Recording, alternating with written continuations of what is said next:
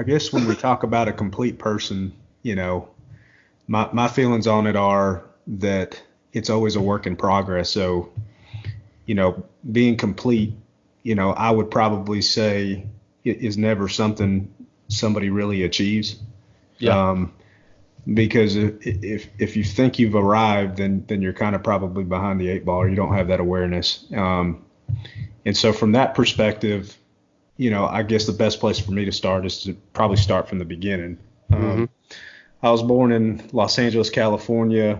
My mother was from Colombia, and my biological father was from Spain. And so I was first generation immigrant, and never really felt any of the, I guess, the stigma of that. I never even realized what any of that was growing up. So that's kudos to my mom for how she raised me, for not ever making me. I never felt any of that. So I was raised, to the age of 6 in California. I have some, for whatever reason, if it's pictures or what, I have vague memories of that, which was, my mom and I living in a garage out back that was renovated on my grandmother's property. And I just remember the couch being able to touch both sides of the wall. That's how big the garage was for my mother and I. But I remember it being some of the coolest times of my life. So it was home. And the way, the way that you're brought up, and how involved your parents are has a lot to do with, that, I guess, those memories, Yeah. So my mom ended up getting remarried and remarried to my stepdad, who was from Kentucky. So, and you sit here and you think about, okay, I got Colombian, I got now Kentucky, and oh, by the way, we moved to Georgia. So I got culture shock. I got a quick, just perspective as far as how big the world is, because I've been traveling to Spain. I got on a plane at the age of 6 years old by myself and flew from California all the way to Spain. And how my mom did that and was okay, I don't know, because I'd never stick my kid on it. She must have been okay with it. So, but yeah, so I've been to Spain and had the chance to do that at a young age, see that culture, come back to Georgia. My stepdad and I, he was raising me now in a blended family. And we had some hard times. I mean, my stepdad and I, we weren't, by any stretch of the imaginations on the same page, man. We had those traditional fights that you hear about from, a stepdad. And, we just didn't see eye to eye on a lot of things. And so that was tough on the family, especially my mother. But I was going to a Christian school. So they put me into a Christian school in 5th grade. Here in Georgia? Yeah, here in Georgia, Cumberland Christian Academy. And what was cool about that is I ended up, and it was the weirdest thing, because I remember it like it was yesterday. They talk about, of course, it's a Christian school. They're teaching you about the Bible. And, I don't recommend punishing any kid with scripture verses. I mean, that's a terrible, from my perspective, like, hey, you're going to write these scripture verses, and I still remember, like, reckless words pierce like the sword, but the tongue of the wise brings healing. Like, I still remember that because I had to write it 1,000 times. Wow, 1,000 times. Just because my teachers, they were like, you talk too much. You're too, I won most inquisitive in 5th grade. And I didn't even know what that word meant, but that's what I got, which is, obviously you're curious and you ask a lot of questions. So, in 5th grade, I remember writing that scripture verse and writing that down, and I ended up getting kind of like the itch of like reading the word in scripture. And I really felt like for the first time, like, kind of that Holy Spirit kind of coming into my life in a way that I felt really passionate about it. So I got into, a good foundation early on in my life as far as that stability of my faith. Even though I was still doing what normal chucklehead kids do in middle school and even in high school and even to this day. But I had a good understanding about what I wanted to do, what direction I wanted to go in my life. So fast forward a little bit into middle school, I'm playing ball. I'm starting to get interested in that. I grew up playing baseball, so I understood team dynamics. And I want to come back to the whole inquisitive, that award that I won for being asking questions. And so playing sports, my stepdad was involved. He was always encouraged. That was our connection with sports. So, everything else was pretty tough, but that we connected on. And so we're doing our thing through middle school and end up going on some mission trips. I got to go to Tampico, Mexico. And so Tampico, Mexico, going into my freshman year or 8th grade year, I go to Tampico, Mexico, and it was crazy because at a time when you're young and you're like, the world owes you something, right? Because you're young, everything, these people need to get out of my way. I got things to do kind of attitude is how most young adolescents are. I go to Tampico, Mexico. I get there. The poverty is crazy, right? We end up meeting this kid named Philip who's got no shoes on. The asphalt is so hot that I can't take my shoes off, but he's walking around barefooted, just his feet are used to it. So we end up giving this kid, the girls take him to the bathroom and give him some space to take a bath. But he's probably 8 or 9. There's like a ring of dirt around the tub, just how filthy this kid is. We end up basically adopting this kid for this trip. We just love this kid. So our goal on the mission trip is to do puppets and dramas. That was our purpose there, is to do puppets and dramas for the community and try to witness and stuff. And so they take us out to this wasteland. So we get out there 1:00, and it's all these young kids. We get on the bus, we get off the bus, and literally you see trash as far as you can see, and there's no one there. And they're like, okay, y'all set up. We're like, okay, why are we setting up in the middle of a waste field at 1:00 in the afternoon in Mexico? And so we get off the bus, we start putting things together, and all of a sudden at 1:30 you see all these dump trucks start rolling in to dump the trash that they picked up that morning. Wow. Mm-hmm. So when the trash gets dumped, you look out there and you start seeing these man-made manholes covers start popping open. And you start seeing these people that live underground out of the sun, out of the heat. They built these little underground huts and stuff, things that they live in, and they're popping out. They're popping out like crazy. Holy smokes, man. To go rummage through the new trash for food and whatever else they need. So they were living under the wasteland. They were living under the wasteland. Wow. So you talk about an experience. I came back home, and my parents laugh about it because I came back. I said, okay, I'm gonna cut the grass every day. I'm spoiled. I'm rotten.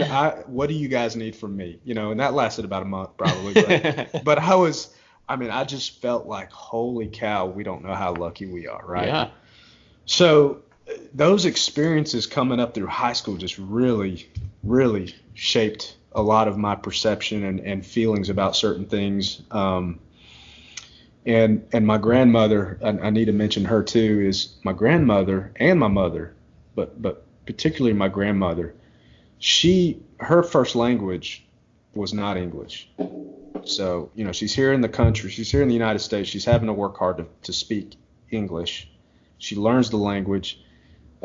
She's got a middle school education, and here she is. She's making it. She's making it, right? So she really had a huge influence on me later on as an adult. I really appreciated that drive. I bet. Yeah. I was just like, you know what? There's no excuses.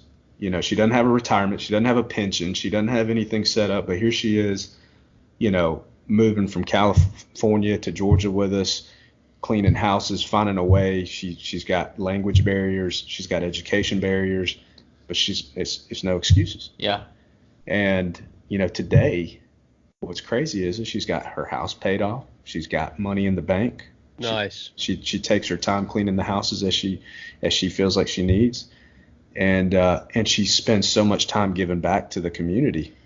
And so for me, when I think about leadership and I think about, you mentioned being intentional, if you let life come at you, you're going to be always reacting to things. Yeah. Instead of saying, you know what, I've got more control here than I give myself credit for. And I'm going to take a hold of this and make some things happen. That's good. So, so a lot of these little things were really starting to shape who I was and what I was about. And the sports really helped me out too. I had a great group of guys around me, great group of people around me. That's important.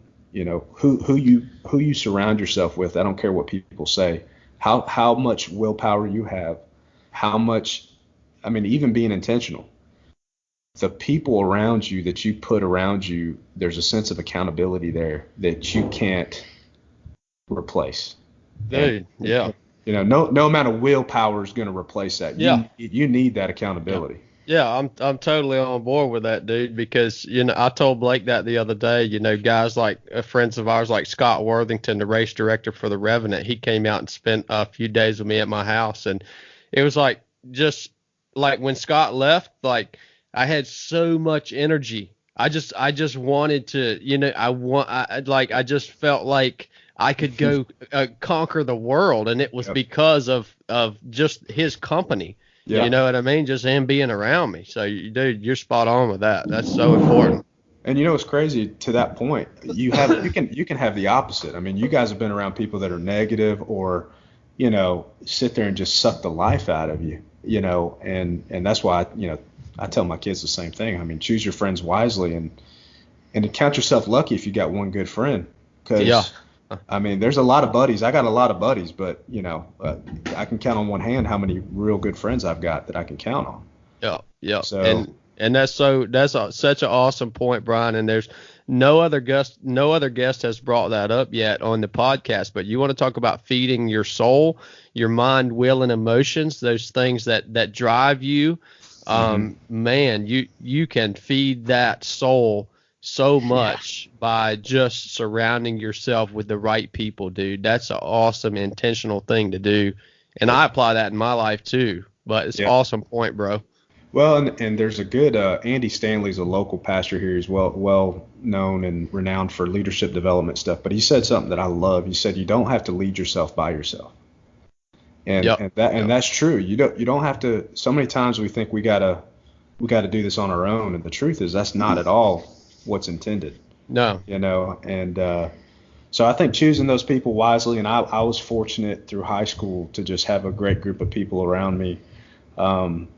You know, we did the normal stuff kids do all the time, but, you know, I definitely had a core group of people that were good for me, and even adults. I mean, I had some adults pouring into me that I was very lucky to have in my life. Yeah. So I ended up, you know, doing good at basketball. It was my passion. I ended up going, working hard. I went to a small school, so getting a scholarship was kind of tough. So I had to actually do a little bit of the recruiting myself, creating some stuff. My parents put some money into creating a little recruit video. Ended up going to some camps. I ended up going to Union College for a semester on a scholarship. And I missed home so bad, man. I was like, it was only 6 hours away, but I was like, golly, I need to get back around people I know. Yeah. And, I've been there before, brother. That was tough. That was tough. Yeah. And I ended up transferring to Georgia Southwestern. A buddy of mine was down there, one of those good friends of mine, and I was going to play basketball down there. And when I came back for summer break, I met my wife. And we met at Cowboys, of all places. Oh, yeah, I know where Cowboys is at.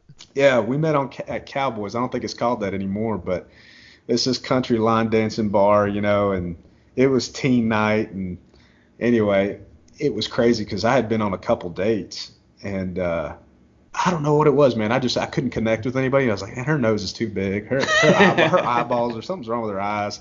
You know, it's just like you couldn't figure it out. And I just remember meeting when I saw Ashley. I was just like, instant connection, and we hit it off. And I mean, from the minute we touched base, we were locked in, man. And it was just crazy. So I never went back. I never went back to school, and wanted to stay there with her. And we ended up dating for about a year. And crazy thing is, we were expecting, and we ended up having a child. And you talk about manning up.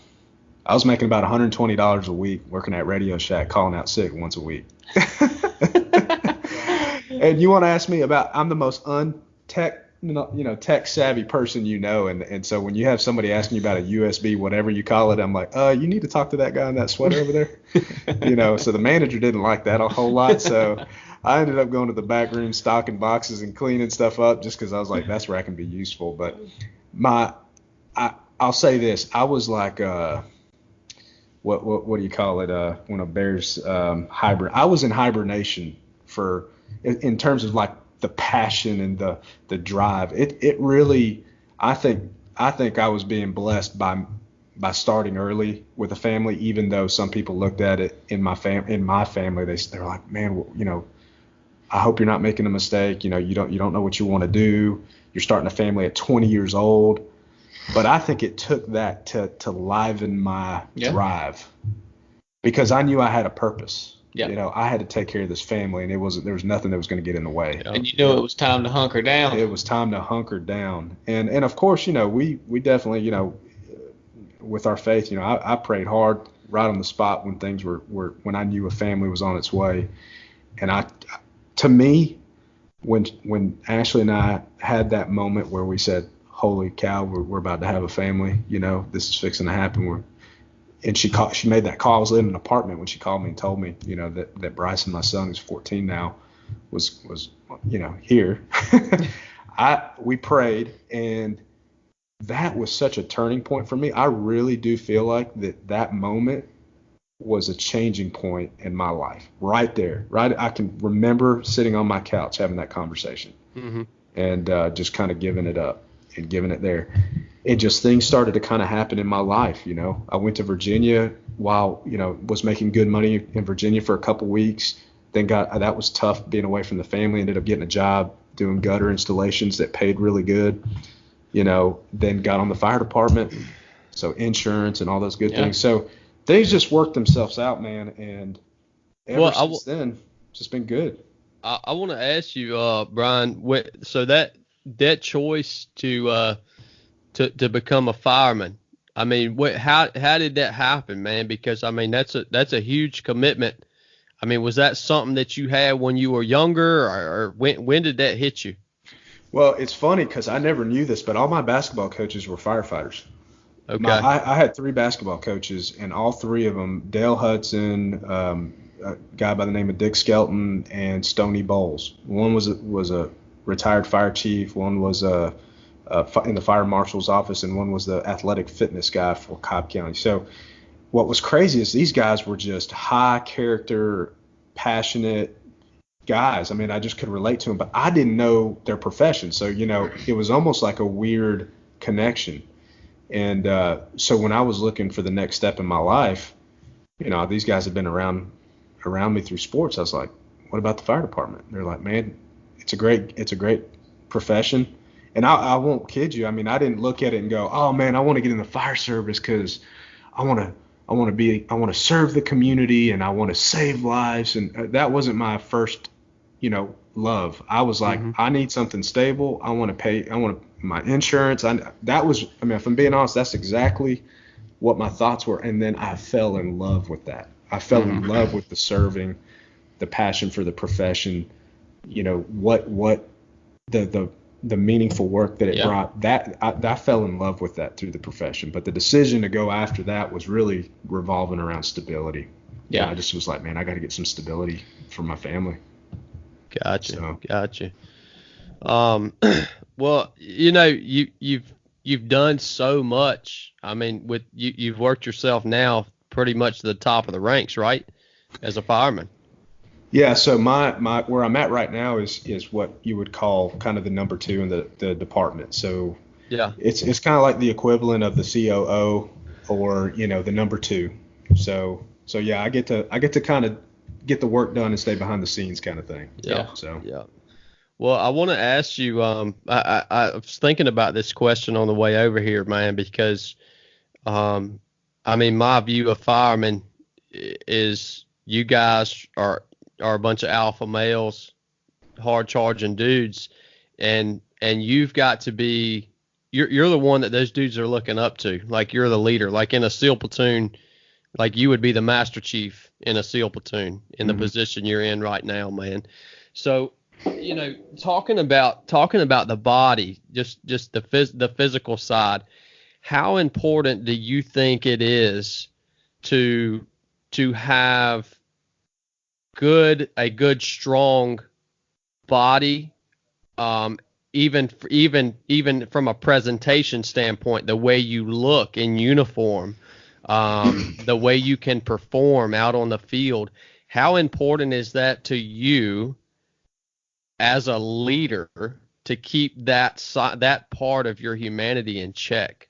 Mm-hmm. How much value do you place upon that? Oh, it's huge. I mean, it's huge because for a couple reasons. I think, first impressions are everything, and you want to, especially in a situation when you're a part of hiring new people into the profession. You're part of selecting people to come in and choosing the right people to get on the bus, right? And if that first impression of a guy coming in to your culture, to your environment, is to see a sloppy or somebody unorganized or not put together, doesn't take pride in what it is that they do, that really can set the trajectory up for what this person's impression is of whether you're credible or not. So if I'm sitting there saying, we care about what we do, we take pride in what we do, but yet you sit there and you look at me and I look like I'm a hot mess, there's not a lot of credibility there. That's right. So I think from that perspective, that's important. I also think it's important to try to set the pace. I mean, my thing is that the leadership should always set the battle rhythm. Yep. It's the cadence that you want to set the cadence for the troops, because there's going to be tough times, there's going to be hard times, and it doesn't necessarily mean that it's going to be a physical component. But if you can check that part off right off the bat, that's a given that you're physically ready for the stress, for the challenges, for the demand of whatever it is, the job. Even though I don't physically fight fire anymore or physically get out in the field and hump hose or do any of that stuff anymore, I'm more in the administrative side of things. I still want those guys to know that I take a lot of pride. I care about health, physical fitness, because it is something I care about for them. Yeah. So if I'm sitting back there and I'm going to make concessions for myself now because I'm sitting behind a desk, and it's like, it's no different than shaving. Like right now, I don't wear, the fire department, we don't have facial hair in the field because a lot of times they got to wear a face mask. Yeah. And that seal, if it breaks, it's just another issue. So, and plus, you don't want anything loose or anything. Yeah. But I don't wear that anymore. Right now, to keep my certification, I have to put that on. But I could get by with a goatee, or if I wanted to, I could grow a beard. But could you look like Chad? I could have that in a week.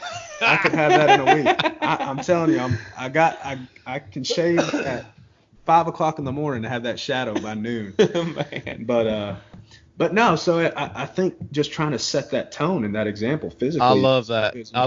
I freaking love that you do that, brother. You talking about it, I mean, just the facial hair. I mean, that's something that seems so simple, dude, to people out here that haven't been in the military or haven't, served in the capacity that you have in the fire department, public service. But yeah, I can guarantee you that makes a tremendous impact on your guys. The fact that they know that, yeah, you could grow a goatee, you could do that, but instead you choose to show up to work every day clean shaven and lead from the front, man. Yeah. I freaking love that. And that tells me a lot about what kind of leader you are and how rare that is, man. Yeah. I'll share a story with you guys I've never really shared publicly, but when my second SEAL platoon, I was downrange, and we had a chief that was he was sloppy, man. He was soft. And he was pretty good from a tactical standpoint, but he just did not have that physical presence about him. Mm-hmm. And you knew that if stuff got hard, like, yeah, he was going to do the best he could, but he still that wasn't going to be good enough because he didn't put enough into his physical, part of his humanity to be able to carry that load. Mm-hmm. And dude, that pulled us down. As that pulled the whole platoon down, man, and that was hard, dude. It lowered morale, and from a leadership standpoint, I think that's so important to, just like you said, lead from the front, and that starts just like you said with that appearance, that first, that initial meeting, how you look in your uniform, man. That's so important, man. And I want to ask you, what are you doing As far as in your day to day, as far as physical training goes, I mean, what do you do specifically? What's your routine look like, and how do firemen train, dude? I mean, because you've got to train, I imagine, specifically for the type of job that you do. So Sure. Well, I mean, of course, for me, my training's evolved because of my my age and what I'm doing now. So and so for those reasons, and I think it's going to continue to evolve. What I do in terms of preparation. But for the firefighters, I mean, there's guys that are just, they're beasts. I mean, they go out and they do a lot of CrossFit, and they're PTing like crazy. They're just doing some high rep stuff because they know the work they're going to do. They do some things in 20 minutes that would kill people, just physically, from a physical perspective. Because they're wearing gear, they're wearing 60 pounds of gear, and they've got, PPE, personal protective equipment, that doesn't let that heat out. And so you talk about having to monitor, pace yourself and be smart about making decisions at the same time and thinking quick on your feet. I mean, all that's got to be taken into account. So from my perspective, the firefighter wants to take the challenge of physical fitness out of the equation, right? So if you've got all these things in the air you got to deal with, let's get the physical side out of the way. Awesome. So those guys actually, do a lot of good stuff in the field. For me personally, I was there in my 20s and did a lot of basketball, a lot of sports. I was one of those guys that in my probationary year, which is like your first year in the as a firefighter, your rookie year, I got it behind an accident and was about to be late to work, man. I was freaking out. And I was like, oh my gosh. And luckily one of the lieutenants was in front of me, and so we drove in. I was like, thank God he's like my guy that I can validate, that I was behind a wreck. Otherwise they'd be like, I don't care what you say, man, you're getting written up. I still got chewed out, but that day I said, you know what, I'm never going to let this situation happen again. So I'm going to get to work an hour early and work out and then be there and do what I need to do. So for the last 14 years, that's been my routine, even to this day. So I get to work about an hour and a half, hour early. Now I run. I try to stretch. I try to do some CrossFit for about 30, 45 minutes of just running and doing that. So that's a big part of it. I'll be honest with you. I think it's a physical component too, but I'm not going to call it meditation, but quiet time. Yeah. Getting your body centered in a way that gets you ready for the day. I think that's a big part of what I'm trying to incorporate and actually get better at. Because I'm a hard driver. I'm a results-oriented kind of guy, so I can get distracted super easy by the work. But I've really tried to make a conscious effort to stop and slow down and pace myself, give myself that time to kind of self-reflect on some things. So that's a part of now my routine in the morning. That's something new when I say it's been evolving. I hadn't gotten this part down, but what I eat, I love food, man. But everybody wants to talk shop over lunch now at work. So like for me, it's like, man, I gotta get this under control. But no. So I think for me, it's definitely about trying to create some routine, but also remind yourself that you need to evolve in your physical fitness. And Chad, I wanted to come back to what you were saying too about your first appearance and your physical. Yeah, go for it, brother. There's something that's really hit home for me that I like to talk about at work and with the guys and even outside of the fire service. Your credibility, like we talk about leadership, like what's the currency for leadership? That's what we talk about this. We say, what's the currency for leadership and how do you make deposits into your leadership bank account, right? Mm-hmm. So we say the currency is credibility, right? So your credibility is what feeds your leadership credibility. All right. And the only way to make those deposits and build that account up, because you're going to need to build it up with people, is to have quality interactions and make quality decisions. Because I don't care who you are, you don't have to have bugles on your collar. You don't have to be a master chief. Everybody's a leader, everybody, because they're leading themselves. That's right. And so how do you do that? Well, you make good decisions. You make good decisions. You make 1,000 of them a day. Am I going to wake up this morning and go run 3 miles? That's a decision. Yep. Am I going to sit on my butt and not do anything? That's a decision. when I have quality interactions, am I going to be respectful to the people around me? Or it doesn't mean I have to get along with you. It doesn't mean that I have to agree with you. But am I going to respect you? Am I going to work through those situations? So from my perspective, if I'm physically looking like we talked about, like a slob, I'm losing credibility. That's right. Yeah. I'm losing that credibility. And to be honest with you, we're all gonna, if we're talking about it as a bank account, I look at it like this. I'm gonna make mistakes as a person. You're gonna make mistakes. Oh yeah. So look at that mistake as a withdrawal, right? And that's okay as long as you got funds in there, right? Just don't overdraft. Yeah, but if you don't have any funds in there, if you haven't had those quality interactions and made those quality decisions, then you're gonna have some insufficient funds. Yeah. When you make a mistake with certain people. So that's kind of the analogy that we talk about. And from my perspective, that really comes into the whole, how you carry yourself. Yeah. And why let the physical fitness piece get in the way? Like that, I'm not going to say that's an easy, for some people that is tough, right? For not everybody wants to be an athlete. Not everybody is an athlete. Not everybody finds that as the number one priority. Yeah.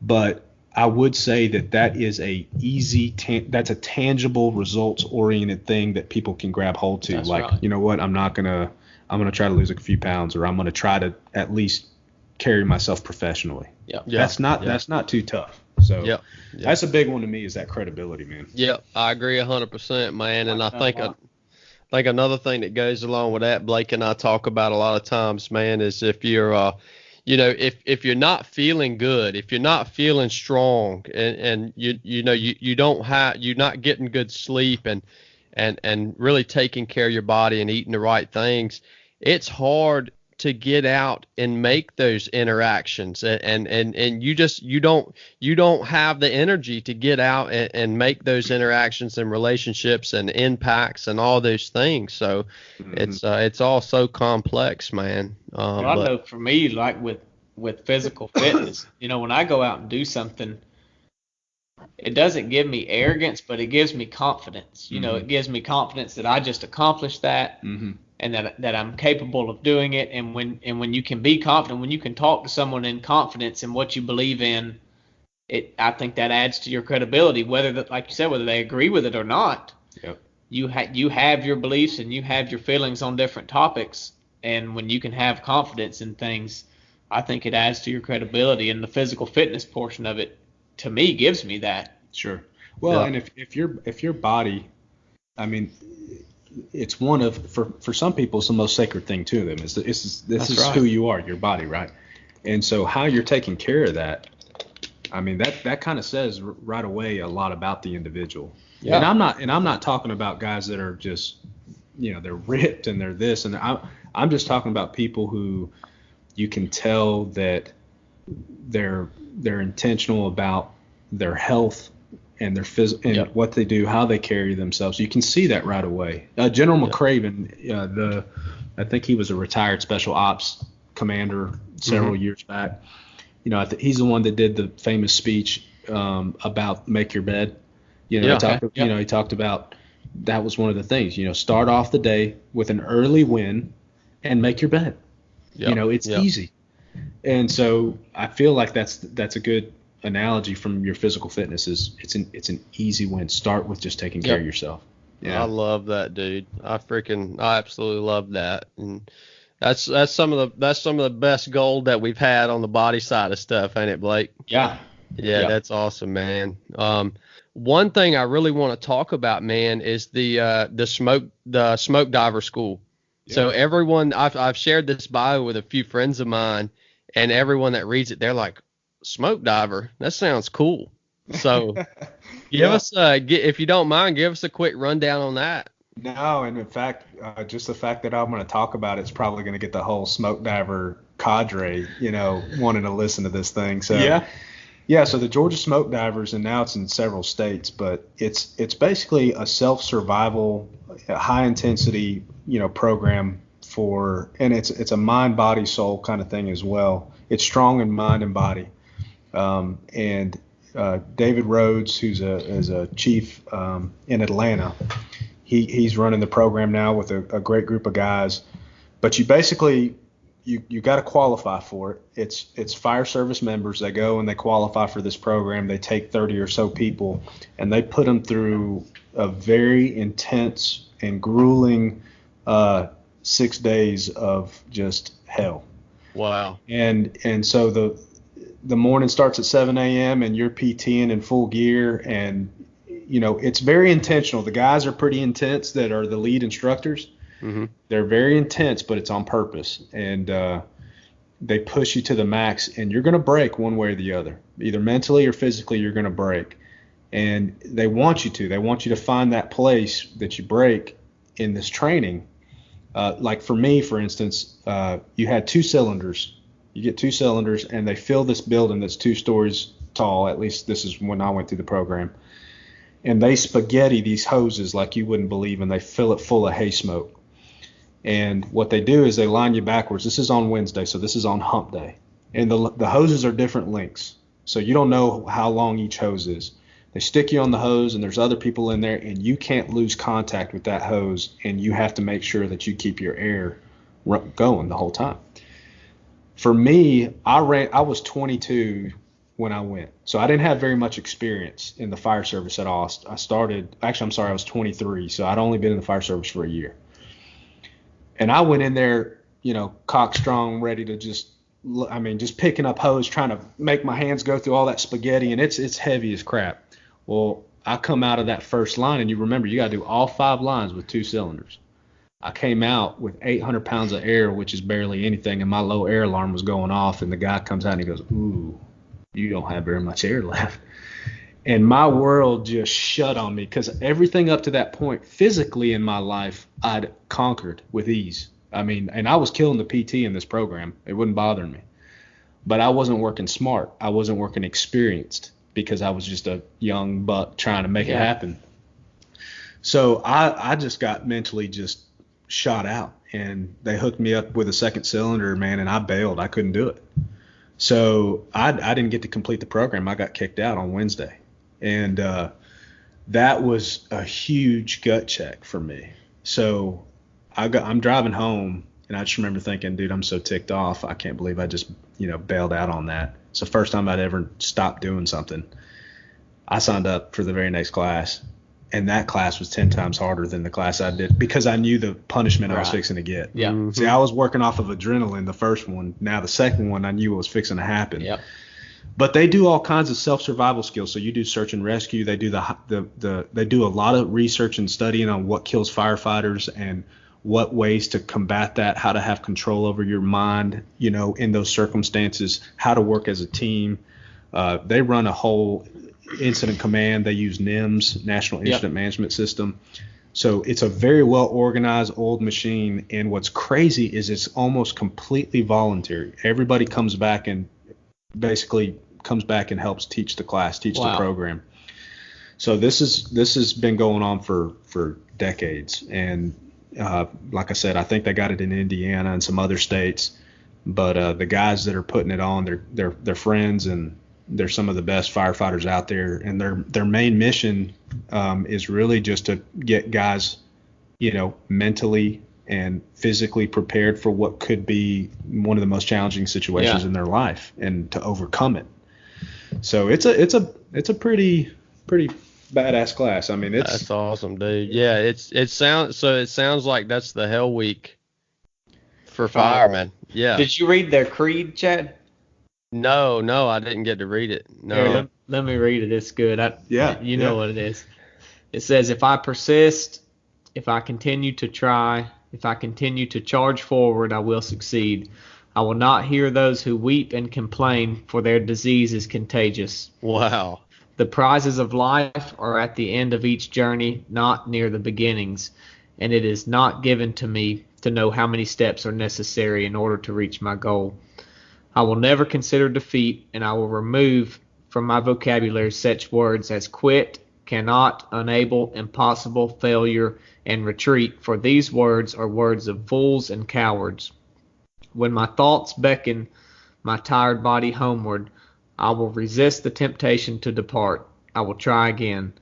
I will make one more attempt to close with victory, and if that fails, I will make another.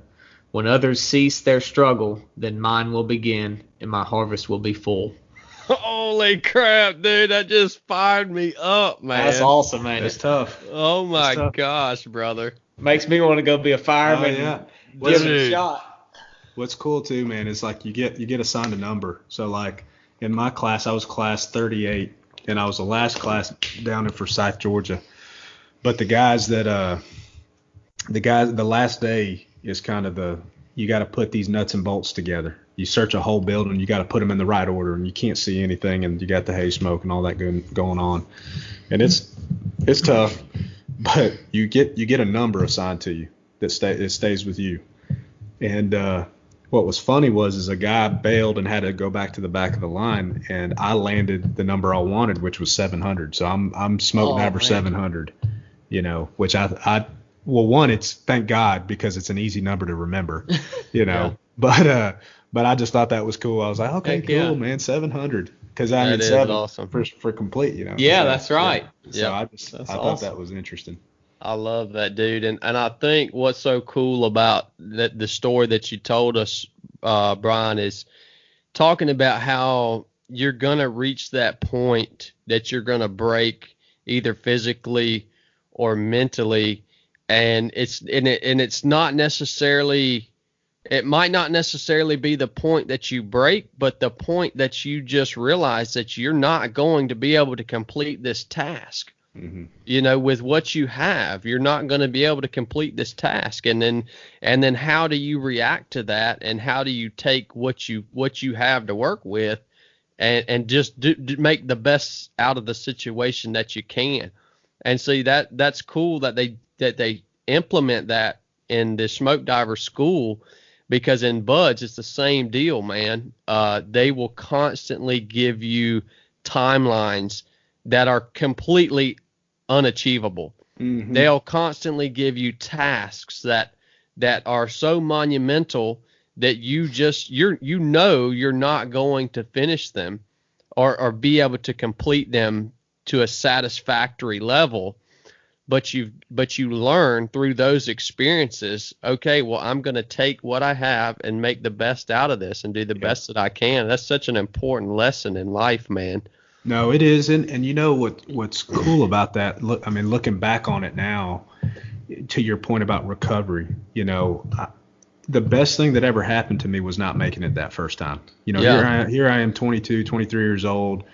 If I would have gotten through that program the way I was looking like I was going to the first time, I would have never hit a wall in my professional career. And to be able to hit that wall and then come back and overcome it meant that much more.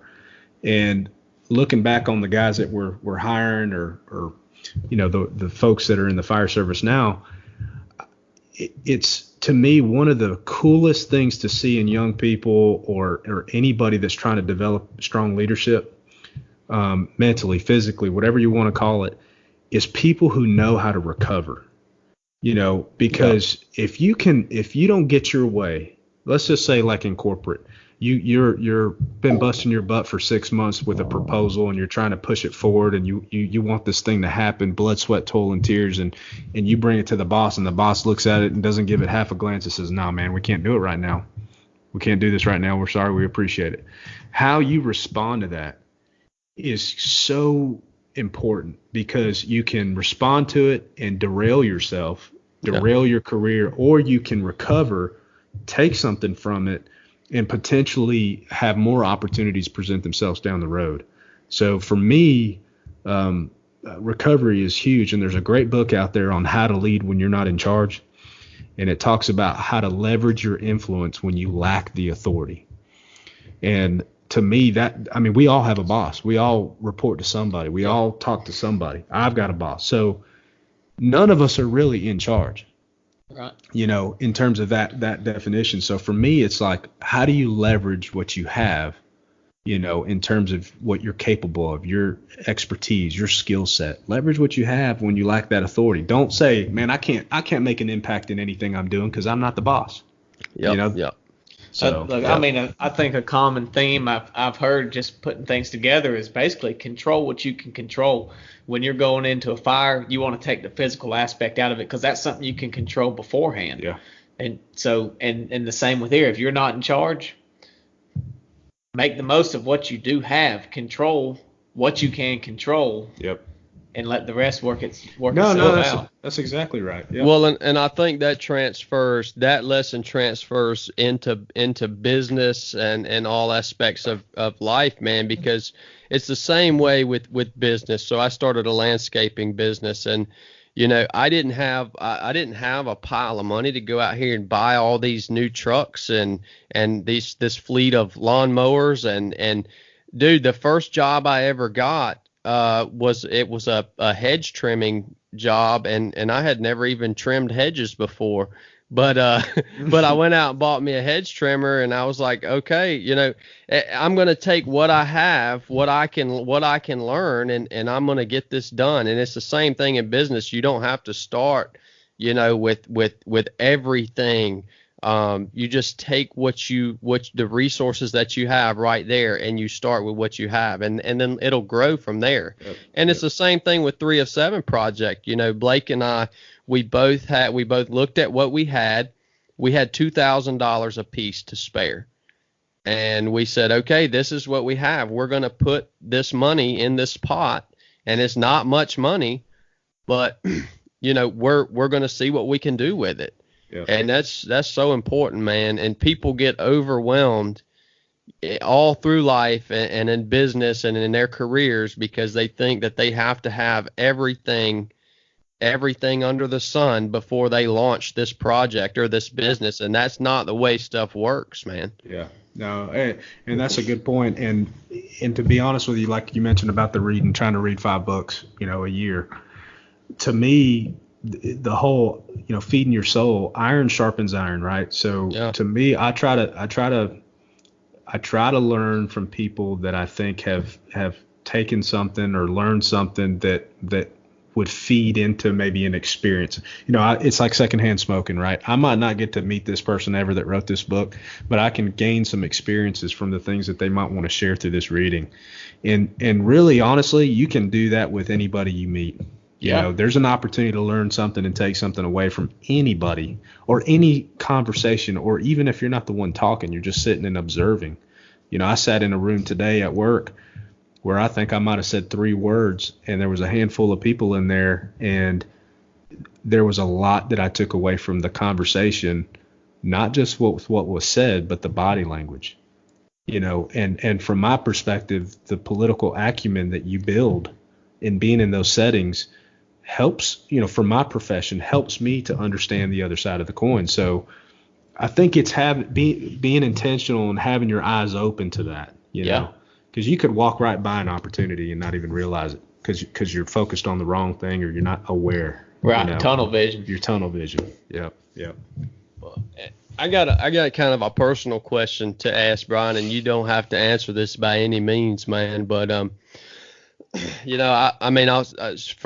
share about myself. Just some of the things that you see and that you come across in the line of duty, not only in my line of service but in your line of service. The bad things that you see and that you come across, man. What have you done to manage that aspect of your life and your memory, and to kind of still be able to go, because it amazes me how guys like you, firemen and how police, how they can be out in the field all day and there's no telling there's no telling the carnage that you guys see out there. Mm-hmm. And then you got to come home to your family that evening, man. Like, that blows my mind that you're able to do that, because we can go on deployment and we're totally disconnected to from our family for 6 months at a time. And then, we get a little decompression time in between when we're flying back into the States, we've got a little break where we can talk to people and work stuff out in our heads, and then we can integrate back into the family. But you guys don't have that luxury, man. I mean, can you tell me anything about that? I mean, Sure. what have you done, man? Yeah, no, I mean PTSD and a lot of the other things that are going on in our profession, police as well.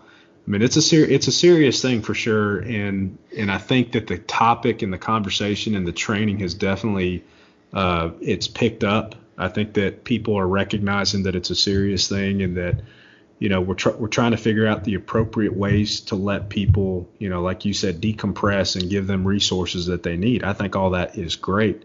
For me personally, I'm blessed that I love what I do, and I've always had that mindset that, no matter how crazy, and again, this is back to when I was online, and let me say this too. What's crazy is that even in the line of work that I'm in now as the deputy chief, the stresses that I face now that can affect a family are very similar to what the stresses could be by visibly seeing something that is not good, right? Yeah. So people that are in any profession, the stresses on life, the things that can impact somebody, it's crazy how it can really affect people. Yeah. So it's not. I would definitely not just say that it's just narrowed down to something traumatic, because traumatic by definition could be something different for somebody else. Yeah. I could see a car wreck and not blink an eye, where somebody else could see the car wreck and think that it's the worst thing that ever happened. But for me, I've always looked at it like, man, I'm here to help and do the best I can. Yeah. And that, just saying that out loud has always relieved me of feeling like it's my fault. I've always felt like, okay, I'm here to do what they called me to do, what I could do. Now, the burden of being ready and prepared to handle the situation, now that is a burden. Yeah. And that's what's driven me to try to be excellent at what I do, because I know somebody's counting on me. It's accountability. Yeah. But I'll also say this too. I think that anybody who anchors themselves to one thing is missing it. So what I mean by that is, like, and I've just now really kind of learned this in the last couple of years in my life with my kids and my wife, I don't want my identity to be consumed by what it is that I do in my profession. Yeah. As much as I love it and enjoy it and want to be excellent at it, the best remedy, the best medicine for handling those difficult situations that you might encounter every day is having a solid home situation, having a solid faith situation, having a solid, being anchored in more than just one thing. Because if that thing goes south, then you might as well sink to the bottom with that anchor, so. Oh my gosh, I freaking love that, dude. So I think kind of diversifying your situation as far as where your identity is associated with is key. When my daughter is 12. She's fixing to be 13. So this would be almost 12 years ago. So she was around the same age as this little girl. We got a call out, and I was online. I was on an engine. I was a lieutenant out there. We got a call. Lady that had a little baby. They had given it a bottle, and they went and took a shower. This lady, boyfriend, girlfriend. Well, the baby had Down syndrome, and the bottle, they put it in the crib with a bottle, and it aspirated and basically threw up. And so they come running out of the house because the baby was unresponsive, handing me the baby when we show up on scene. And, I just always remember, and the baby ended up dying. And when we got to the hospital, and I rode in the ambulance, and we did something called an IO, where you do, it's intraosseous, IV, basically you do it through the bone.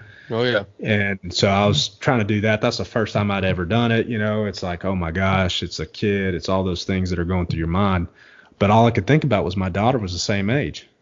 So I remember that like it was yesterday. So yes, it's a memory, and it's something that I remember, but I don't know that I leave that situation saying that was my fault. I leave that situation saying, did I give that situation everything I had? Did I give it my best effort? Yeah. And thank God that, that I have my daughter, That's so, right. So it's just kind of what lens do you want to look at things through? Yeah. Is kind of, I think, kind of important. But no, that's not discarding anything that anybody goes through, because it is tough out there for a lot of people. Some people see things that, especially the military, man. I couldn't imagine what you see and how you have to deal with it and push that down and get back and do the next job. it's got to be tough, especially if you're disconnected from your family, like you said, for a long period of time. You don't have that relief. Yeah.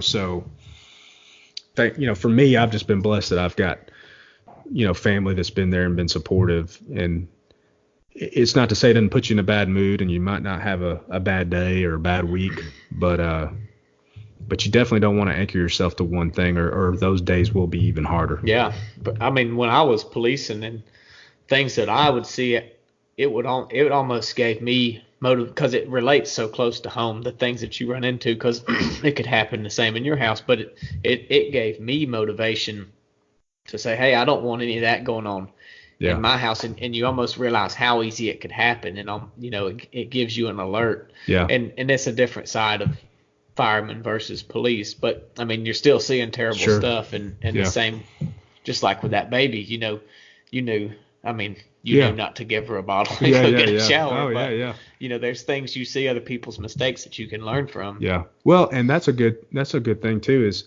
if it's changed me in any way, it's probably made me more protective. Yeah. And probably changed some of my behavior as far as how I parent, and maybe even how I look at things.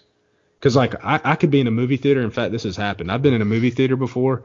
Two guys come in with book bags and hoods on their heads and sit down, and I'm automatically in that mode of like, okay, they get up, walk out, they leave their book bags, I follow them, and not to do anything other than just to see like who am I dealing with here, right? And my wife is like, what are you doing? I'm like, I just, I'm not down with that, man. That just seems unusual to me. So it changes you in that way, maybe, or at least for me, it has. Yeah. It's made me a lot more alert and sensitive to those things, but everybody deals with it different, I guess. Well, I think the biggest, for me, man, the biggest takeaway in the way you answered that question is grounding yourself in different things. That way, if that one thing goes away, then your whole identity doesn't fall out with it. Yeah, and right. So I didn't even know that I was doing that until Brian just mentioned it. So that's kind of what's helped me is so I've grounded myself not only in my identity as a former SEAL, but also as a husband, and also in my faith in God, and also in ultra running.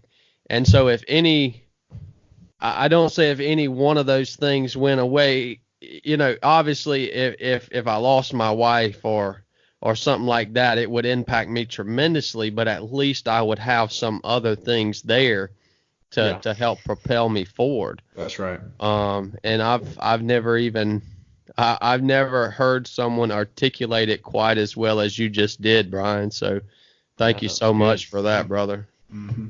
Yeah, that was perfect, man. And I think, this is a good time to transition and talk about the Spirit. So the Spirit, as you know, Brian, is the part that I guess separates us from other animals. It's the part of us that realizes that there's something bigger than ourselves. It's the part of us that when we go out and we're standing on top of a mountain and see a beautiful sunrise, we can appreciate that more than, on a different level than anything else on this earth. So for us, it's our connection to God, our Father. And for other people, it may be different. But what have you done, and what do you do to feed and nourish that spiritual side of yourself? Well, that definitely goes back to my faith as well. And I kind of walked you through kind of how my upbringing was, and it definitely was from an early age rooted in my faith in Christ, and my belief in the fact that there is more to this world than being in it, and so having that kind of frame of mind, seeing it from that perspective, it does kind of change how you look at things. So for me, I think that's probably, it's almost like there's a war. We talk about a war against spirit and flesh, and it's not, the things that we work hard for on this earth, from my perspective, I think there's a scripture verse about that they'll turn to rust and Yeah. they're basically temporary things, and to invest that time into those things is a mistake. Yeah. So for me, and this is something that is a daily struggle and a daily effort, is to spend that time feeding the soul, and that to me is having that relationship with Christ, building that intimate relationship with him. It's not just it's just like a friendship that you have now. If every time I came to you, I needed you to help me move, or I needed you to help me put some siding on, every time I come to you, I'm asking for something. It's not really a friendship. We're basically having a transactional situation. Yep. You help me, I help you. And I don't think that's what, God's looking for. He's looking for an intimate relationship with us. And in order to do that, that is sitting down and spending quality time with him and feeding the soul, which is eternal. Yeah. So for me, it's just a matter of just carving out the right time and spending that time and not always asking for something. Yeah. And is that the same time every day, Brian? I mean, how does that look for you? How much time? When do you try to make that time? I find that, for me, the morning is a good time because, like I mentioned, when I exercise and I get into the office, there's usually not a lot of people there, so I try to do it then before my day starts. It tends to help me get my day going right.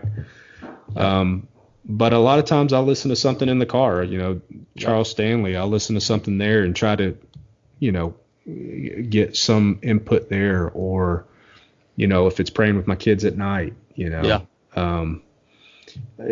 doesn't always have to be that, formal sit down pray. I mean, it literally could be just cutting grass and, just thank you, Lord, for another day kind of thing. And so I think people get wrapped up in the formality of it, and it's really, like I said, it's just like a buddy. I mean, you just need to feed the soul, feed the spirit, and know that you don't have to be articulate. You don't have to be the guy that has it, that it's real ritualistic where it's got to be every morning. It could be as simple as just saying, God, I need some help, and I'm looking to build this relationship, and I want to be closer than I am now. And I think all he's asking for is somebody that's willing.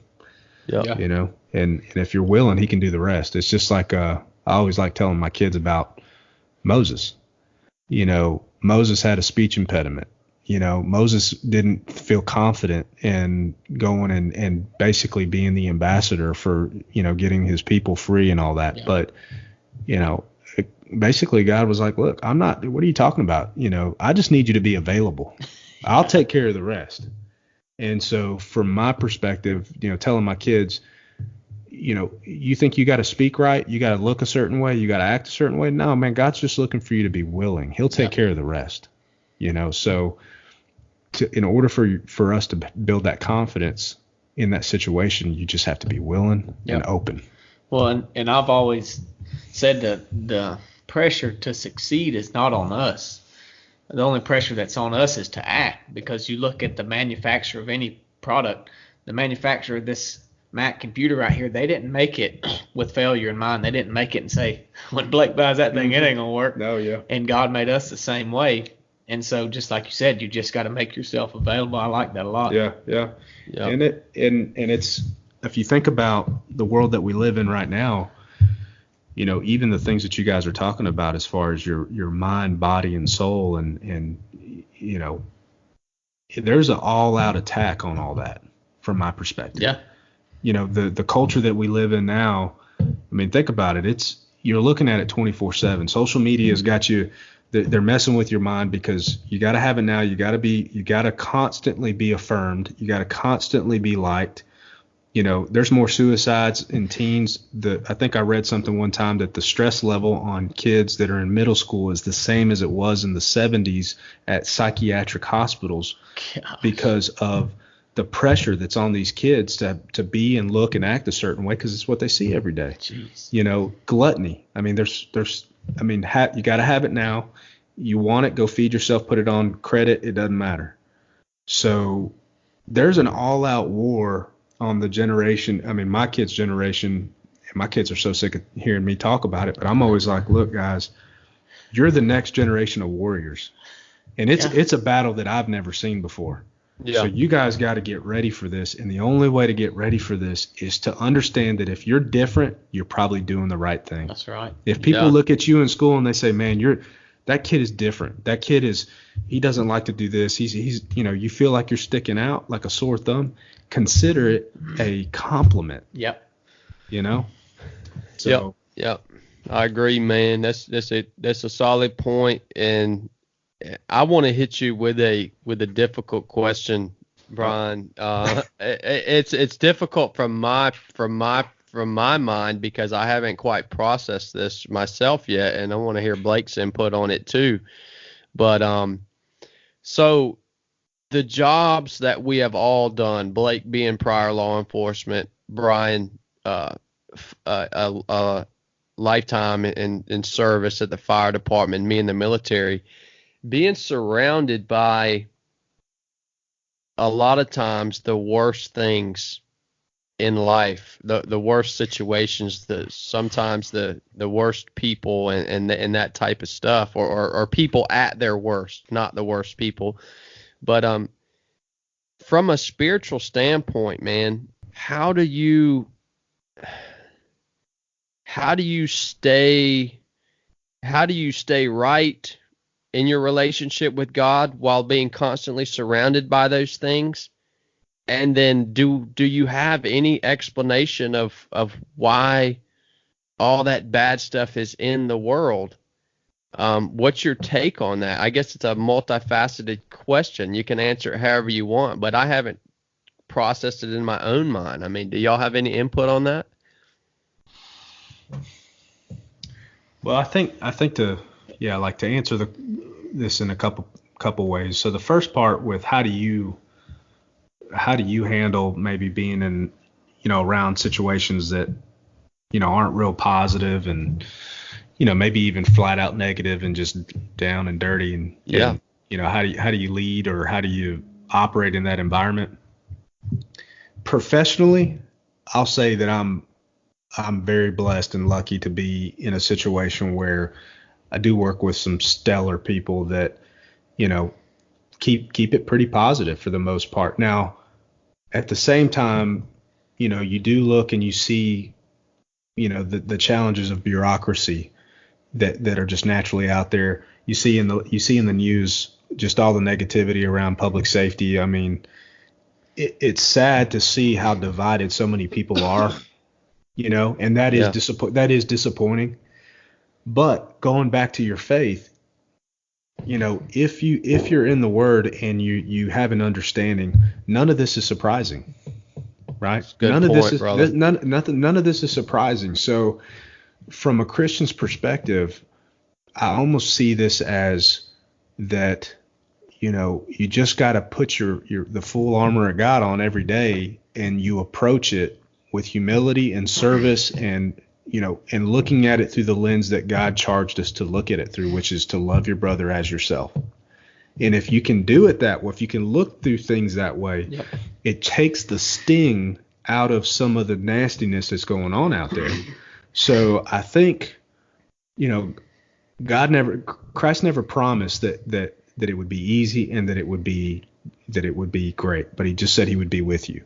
And that when he says he'd be with you, from my perspective, what I take from that is that you always got somebody there that not only can relate to you, has been there and done it. Yeah. I mean, talk about somebody who was charged with things that were inaccurate about you.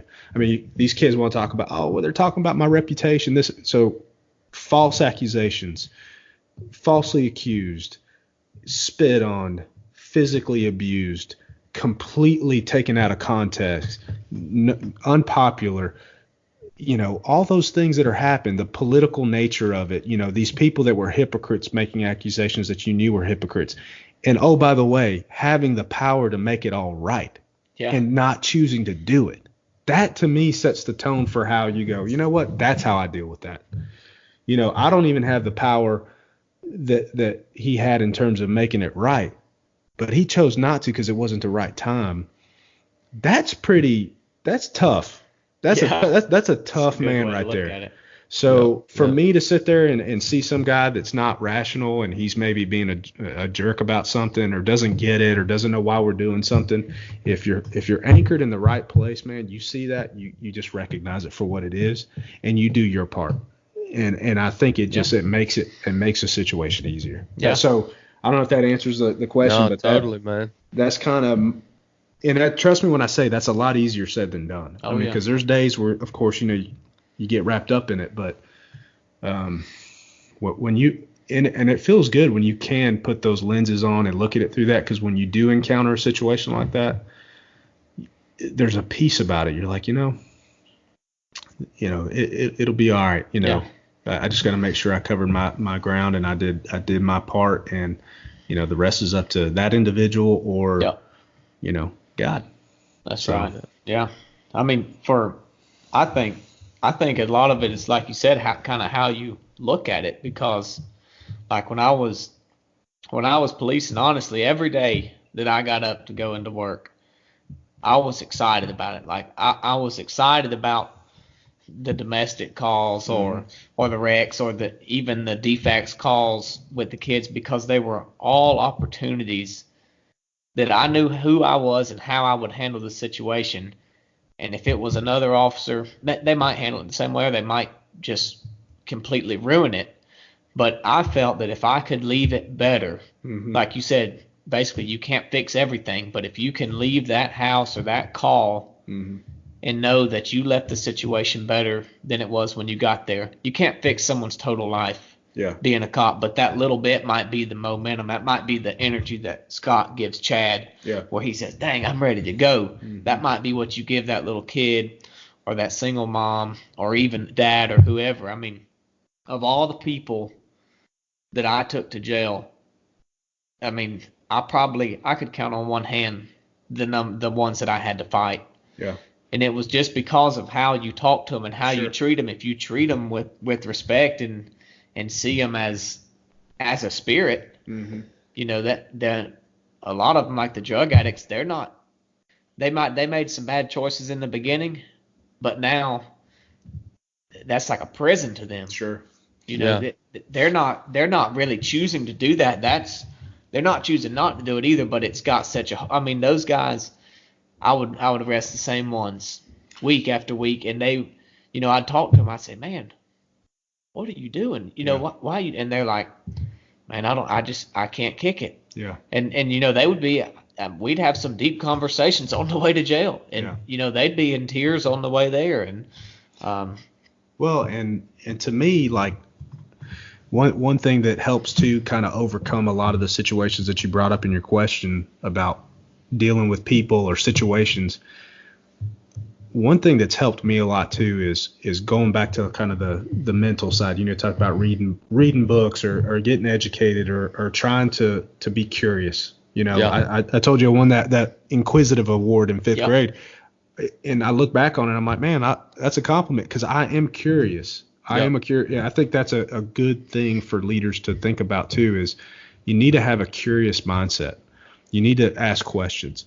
I'm going to butcher the statistics, so I hope none of your viewers look me up on Google for this, but but the concept is what I'm going to try to get across.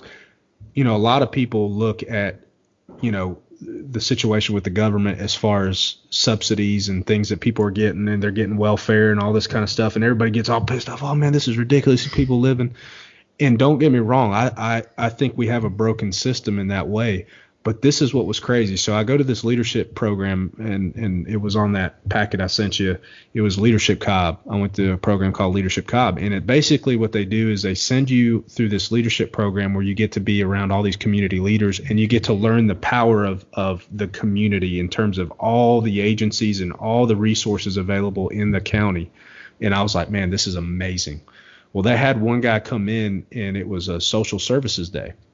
And we basically had to walk we played a scenario out where we basically had a certain amount of money in a family, and we were going to end up being basically in poverty through the whole exercise, and we had to learn how to live basically on the small amount of money we had with food stamps and bus fare and all this kind of stuff. to kind of give you insight into what the life living in those circumstances felt like.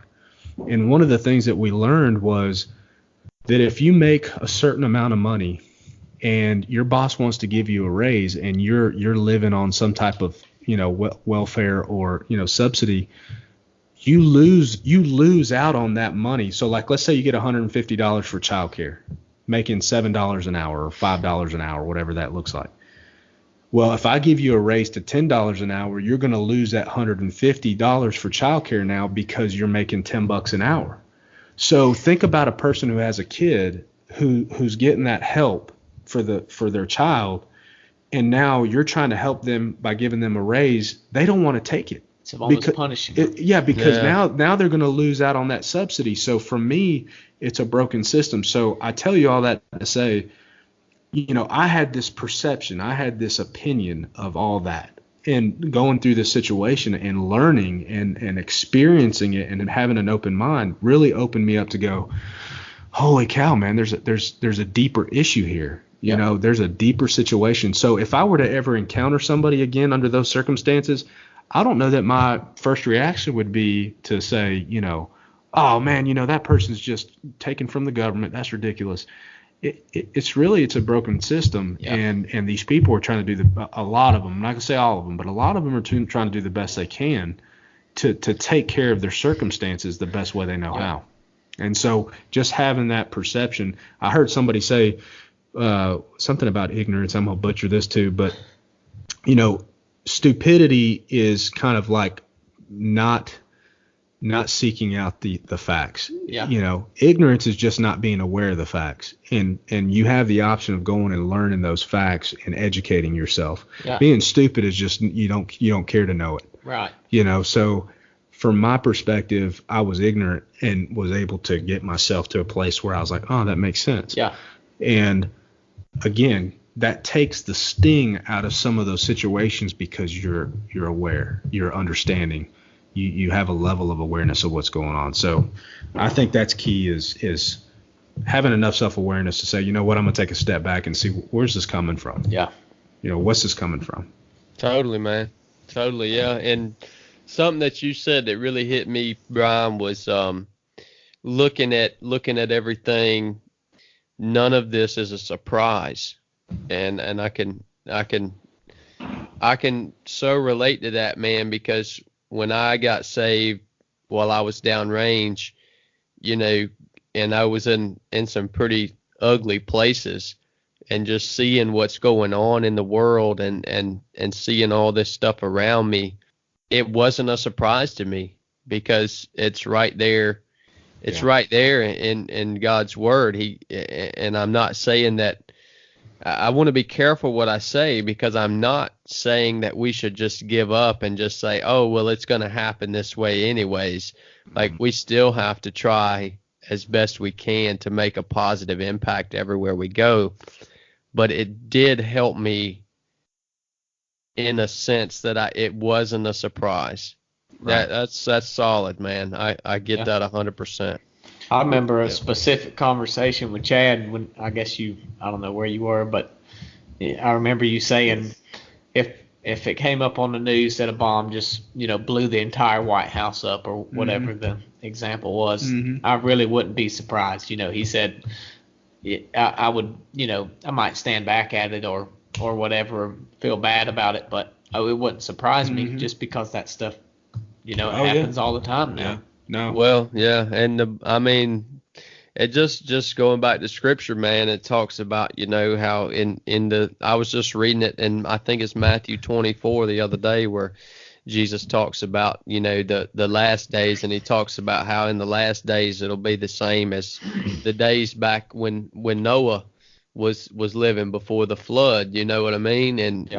And so you can look around you today and see a lot of similarities between what was going on in the world back then and what's going on in the world today, as far as from a moral standpoint and poverty and all that stuff. So just the fact that we're grounded in that word, and that it's not a surprise to us what's happening because we know it's coming. I think that's helped me tremendously, man. So it was just, it really struck me that you said that. Yeah. Well, and I mean, and for you, Chad, like with the SEALs, I mean, I can't imagine the amount of training and planning and exercising that you guys did so that you never were caught off.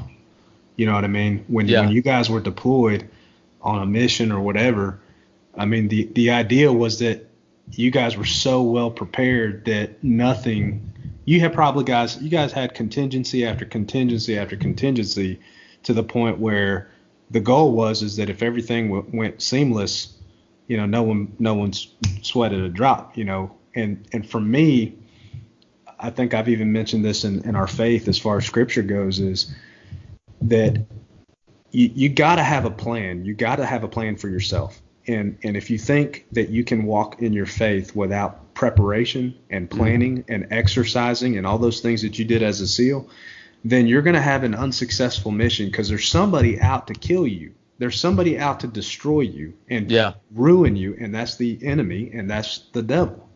And so if you think you can walk just, you know, to me, with no sense of direction, because it's just you're saved, you're good.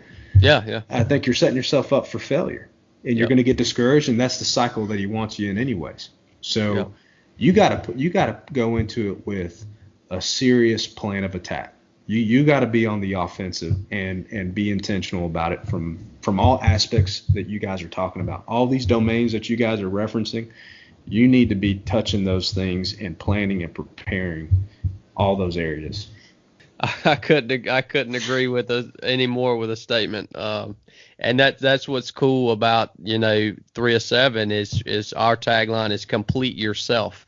Complete yourself implies action. Yeah. You have to take the action to complete yourself. And it's the same way, like you said, if you think that you can just, you know, once you get saved and you turn, you know, whatever, that you can just be lackadaisical, that's not wrong. It still implies action. There's still work that you have to do on your own part. So I love that, man.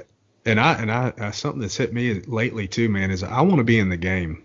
You know what I mean? I want to be in the game. I want to play. I don't want to be. I know I'm on the team. You know, I know I'm on the team in terms of my faith with Christ. I've accepted in my life. But I don't want to be, you know, ineffective. I want to be in the game, and I know that means that, you know, for that to happen, I got to be listening. I got to turn the noise down in the world and turn the volume up in terms of what God has for me.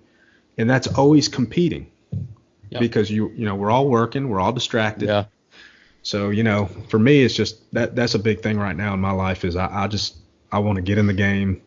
You know, I'm 36 years old, I'm fixing to be 36, and life is speeding along pretty quick. My kids are getting older, and, you know, I got a lot of time, and I'd like to make a difference. You know, I'd like to get in there and do some damage. Yeah. So. Yeah. Well, you're doing it right now, brother. That's what I was about to say. Yeah, we're playing the game right now, man. And well, guys, I guess we'll wrap it up on that note. Brian, dude, again, I cannot thank you enough, brother. What you've said here today has made a tremendous impact upon me already. So, if nobody else listens, you did some awesome work, brother, because solid, super clear, concise, super intentional, just really good points, man. So I'll give you the floor, brother. Anything else you want to say just to wrap it up?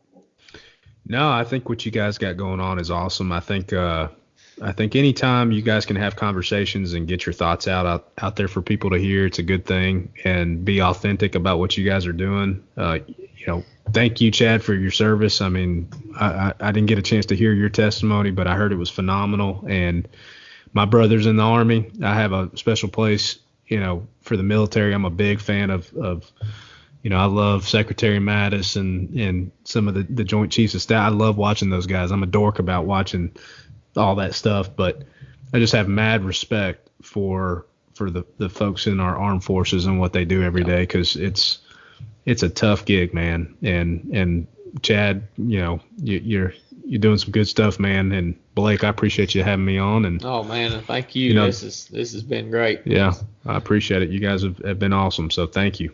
Yeah, the feeling's mutual, Brian. Thank you, brother. Absolutely. And Blake, you got anything? Just thanks, man. Yeah. I know it takes time out of your day. You're a busy man, but this is going to reach a lot of people, and you definitely want have some of the best gold in this conversation that we've had. So yeah, for sure, man. Well, I'm glad I didn't bring it down too much. So well, dude, there's so much else that we could have talked about. I mean, we got to have you on again sometime and give you the floor again, because I mean, we touched a few points on your bio, but we didn't nearly cover everything that Brian has to offer. So no, this was a scratch and sniff. We want you to come back with the cologne. Yeah, no. My only request is that the wolf blanket be here next time I come. Oh, dude, we ain't getting rid of the wolf, man. Yeah, as long as that's here, I'm good. That's awesome, man. All right, guys. Well, we're going to close it out. This is 3 of 7 podcast. We are out.